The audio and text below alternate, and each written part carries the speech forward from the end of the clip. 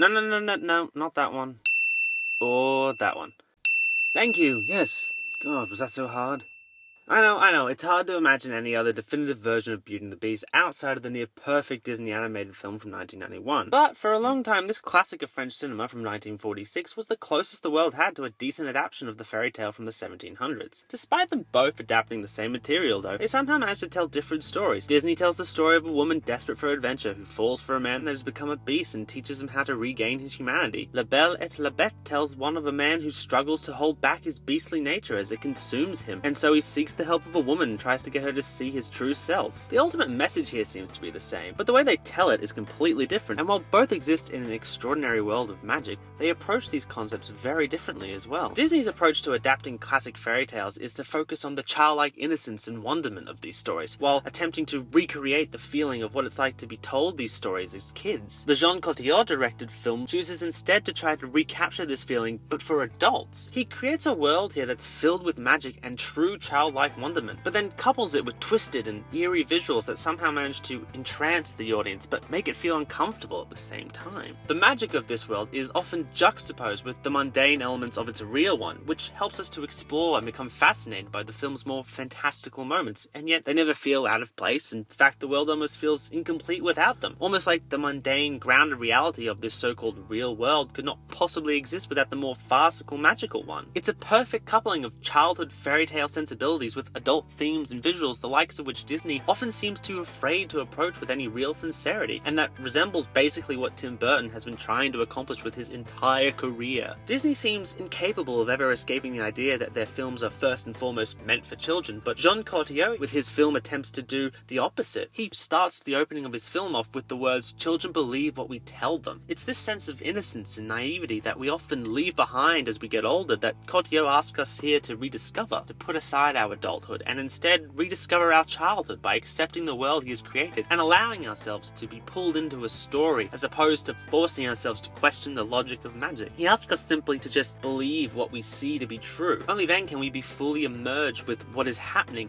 and then truly absorb the full weight of the message he attempts to convey here on the beastly nature of man, the power of love over lust and greed, while composing the idea that such ideals are not merely meant for children, but for everyone to remember and hold on to, rather than forget as we do our innocence. The irony is that the best way to do that is to revert us back to our childhood state and hope we don't let go of it this time. It seems almost strange the way Cotillard calls attention to these elements, while Disney strives to blend them in with the plot as traditional filmmaking would have you do, but by calling attention to these elements, he establishes the fairy tale nature of his story, and thus we are set up and prepared for them, so as when we see them, though we may be surprised by them initially, we understand their existence in the story without the need to lean on exposition and plot points the way the Disney films do. This may even be the first example of an effective use of hanging a lantern on it used in film, where the filmmaker calls attention to something that doesn't make sense within their film, so the audience will accept it now that it has actually been acknowledged as strange. The significance here, however, is that the entire film has been acknowledged as strange, and rather than compel us to reject the film, we embrace it entirely. Now, that's not to say you have to do this to have a successful fantasy film. The Disney version and many other fantasy films don't need to rely on this, and they work just fine. However, for Belle et la Bête, this is a necessary step in telling its story, because it relies so heavily on convincing an adult audience to believe in fairy tales again. In fact, the entire motif and moral of the film hinges on the acknowledgement of being a fairy tale in order to tell the story it wants to tell honestly and successfully. In truth, with those opening words, Cotillard has highlighted what is truly most difficult about filmmaking. It is creating this suspension of disbelief. Now, of course, we all know that films are fake and none of it is actually happening for real, unless the film is a biopic or documentary or based on real events, which is kind of just a way of saying that the filmmakers took one event and made the rest of the shit up and is particularly overused in horror genre. Sorry, that was a tangent. Getting back on track here, the ultimate goal of any film is to tell a captivating and interesting story, one which your audience can be invested in. While they may never accept what is happening as real, you can still create something that encourages them to, at the very least, be compelled to believe the story you're telling, reality and belief not always being the same thing. This is something the film touches on constantly throughout, not just with its opening words beseeching acceptance and belief in what can only be called an absurd tale of love and magic that we know not to be real, but could still be true if we simply open our minds up to it like when we were young, but also through the very nature of the film's aesthetic and its storytelling devices. The Beast's costume...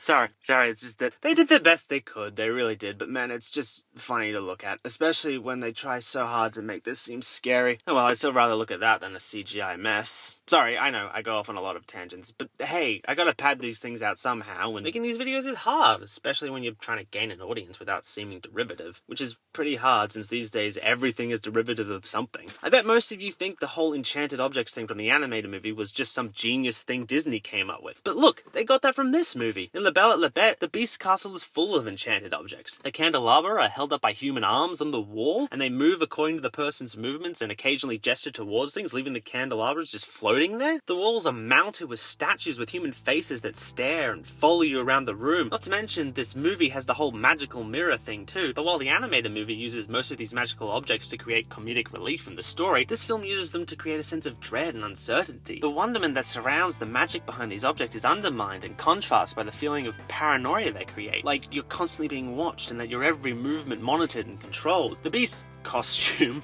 is also a prime example of this. To get back to my original point, he doesn't wear ragged robes like the live action and animated film. He wears nobleman clothes throughout the entire movie. He dresses like the true prince he is, which is a direct contradiction to his animalistic features and behavior. The same way the paranoia created by the magical objects is a contradiction of the very awe and beauty created by their existence. Wait, did I just turn a tangent into a point? I've never done that before. Must be getting good at this. Or at least I wasn't until I derailed the whole thing to point that out. Anyway, the point is that everything about this film is designed to enthrall you into a world of fairy tale, yet perverted enough that it never comes across as childish, allowing us to find some truth and believability in a world that seems to be an adult grey, as opposed to a childish black and white. Somewhat ironically, since the film itself is in black and white due to a lack of funding to provide coloured printing, every element of magic in this film is portrayed as a weird state of hyper-reality to a point that we should reject it. Even Belle's movements as she explores the castle are portrayed as magical, as she glides through the halls rather than just walk them. But we somehow allow ourselves to accept the unacceptable, even after being told that none of it is real. The film feels like a contradiction of itself, but it also feels totally aware of that, hence why they ask us at the beginning to just accept what we're being told. I feel like I'm repeating myself here. Am I just going around in circles? I feel like I'm going around in circles. Look, the ultimate point I'm trying to make here is that a crucial part of film is world building, and doing that in a way that captivates your audience and creates that suspension of disbelief like I mentioned at the start. Maybe I'm not getting good at this. Regardless of that, a film like this absolutely deserves to be on a list of movies you must see before you die, because it does something that a lot of modern films forget or even fail to do. It answers that age-old question of how do you get your audience to believe in fairy tales again, and it does this by simply beginning with the timeless phrase, "Once upon a time." Hey guys, thanks for watching the video. If you enjoyed it, please feel free to check out some of my other videos that I've got on the channel. There's the previous episode of Movies You Should See Before You Die about Star Wars. I also have a bunch of reviews and breakdowns, most of them about superhero stuff. I don't know why they're mostly about superhero stuff, that's just how it happened. Anyway, thank you for watching the show. If you enjoyed, please let me know. You can like and share, subscribe if you dare, and please leave a comment below.